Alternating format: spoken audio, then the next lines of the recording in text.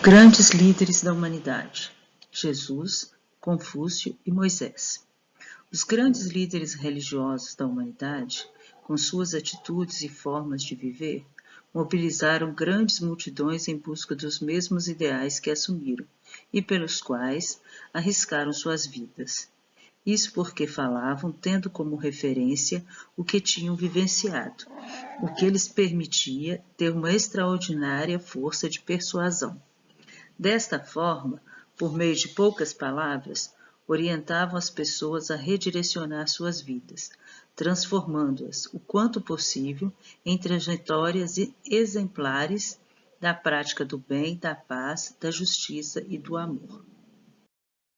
Jesus Cristo. Jesus começou a exercer sua liderança junto ao povo após completar 30 anos. Anterior a esse período, viveu praticamente como anônimo. Procurou conhecer a realidade econômica, política e religiosa de seu povo, identificando suas necessidades, opressões, injustiças e esperanças. Para isso, utilizava uma linguagem de fácil compreensão, apropriando-se de seus exemplos do cotidiano, que estivessem mais próximos da realidade do povo e o auxiliassem no estabelecimento de vínculos. Jesus propagou o reino de Deus usando como exemplo a sua relação com o Pai. Essa relação envolvia momentos de oração, meditação, presença e participação na sinagoga. Dessa forma, exerceu sua liderança em defesa dos órfãos, dos pobres, dos doentes, dos estrangeiros e dos mais necessitados. Como líder, organizou um pequeno grupo de pessoas que conviveram com ele, a quem chamou de apóstolos. Com eles, realizou uma experiência de discipulado mais intensa de seus ensinamentos, para que fossem os propagadores da boa notícia. Depois de sua morte, eles que deram continuidade na divulgação dos ensinamentos de Jesus, organizando comunidades com as quais compartilhavam a nova forma de perceber o mundo e a vida, e de se estabelecer um profundo relacionamento com o transcendente. O jeito de ser e agir de Jesus é admirado e estudado ainda hoje, em vários campos da ciência, como a psicologia, a sociologia e a teologia. Confúcio. Kung Fu Tse, conhecido como Confúcio, viveu entre os séculos IV e V a.C., na China. Demonstrava grande tendência à música, à poesia e à filosofia. E apesar de trabalhar muito para sustentar sua família, passava várias horas estudando. Sua experiência e seus estudos o tornaram um mestre sábio, que acabou lhe atribuindo reconhecimento e popularidade. Então, após algum tempo da morte de sua mãe, com aproximadamente 34 anos, Confúcio começou a dar aulas, reunindo mais ou menos 3.000 alunos. Foi reconhecido como magistrado-chefe da cidade de Chengdu e nomeado ministro do crime. Nesta função, passou a estudar a situação dos presos, chegando à conclusão de que as pessoas que lá estavam eram pobres e ignorantes.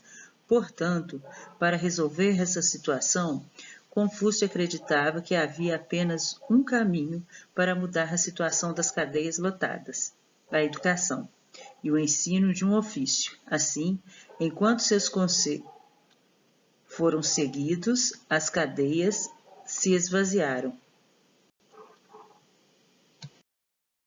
É importante destacar que, para Confúcio, a família é o espaço privilegiado de convivência em que as relações devem acontecer de forma harmônica e organizada, contando sempre com a ajuda mútua. Segundo esse líder, um ambiente virtuoso e apropriado para o crescimento gera cidadãos comprometidos em preservar a harmonia com a sociedade e, por consequência, também com a natureza como um todo. Confúcio transformou-se em um grande líder, mestre e orientador para o povo chinês. Acredita-se que Confúcio faleceu em 479 a.C. e não deixou nada escrito, mas seus discípulos, especialmente Mêncio, registraram seus ensinamentos em vários livros.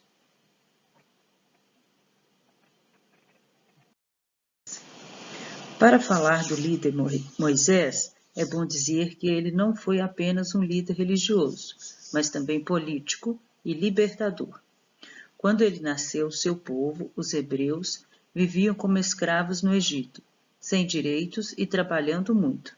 Naquela época, o faraó, percebendo o número de hebreus crescia cada vez mais, a ponto de colocar em risco a soberania egípcia, decretou uma proibição. Daquele momento em diante, estava proibido o nascimento de crianças hebreias. As que nascessem seriam mortas. Moisés não morreu pelo decreto do faraó, porque sua mãe encontrou uma forma inteligente de salvá-lo. Colocou-o dentro de uma cesta, na qual não entrasse água, e soltou-a na correnteza, que o levaria para perto do lugar onde a princesa, filha do faraó, tomava banho. Ao ver a cesta e o que continha, ela resolveu adotar Moisés como seu filho, levando-o para o palácio. O tempo passou e Moisés, ao tornar-se um adulto, descobriu que pertencia ao povo hebreu. A partir de então, sua vida de príncipe não lhe agradava tanto e procurava saber sempre como seu povo era tratado. Um episódio modificou a sua vida. Quando, ao andar por entre as construções em que os hebreus trabalhavam, viu um soldado chicoteando um homem idoso. Tomado de raiva, matou o soldado. Esse fato fez com que Moisés precisasse fugir para o deserto, e foi justamente no deserto onde ele encontrou-se com Deus, com o transcendente. Depois desse encontro, Moisés conseguiu forças para voltar ao Egito e libertar o povo das mãos do faraó. A libertação não foi nem um pouco fácil, porém, depois de algum tempo, Moisés, com a ajuda de Deus e a união de seu povo, conseguiu que todos fossem soltos, para procurar uma nova terra, um novo lugar, uma nova sorte. A história conta que o povo hebreu caminhou pelo deserto durante 40 anos e finalmente encontrou um lugar onde pudesse trabalhar e crescer como nação. Quando esse povo chegou, Moisés já havia falecido. Porém, graças a seu encontro pessoal com o Transcendente, aquele povo conseguiu libertar-se da escravidão e, acompanhado por Deus, encontrar um lugar mais digno para viver. Moisés tornou-se um líder religioso a partir de sua experiência com o Transcendente, e quando percebeu que seu povo não podia continuar sofrendo como estava. É por esses motivos que a tradição religiosa judaica o reconhece como sendo um de seus grandes líderes religiosos, pois a unidade desta comunidade e de todo o povo judeu esteve sob sua liderança por um longo período de sua história. Com o exemplo de Moisés, percebemos a importância do verdadeiro encontro com Deus na vida de uma pessoa. Notamos a mudança que acontece quando alguém possui uma amizade mais íntima com o Transcendente.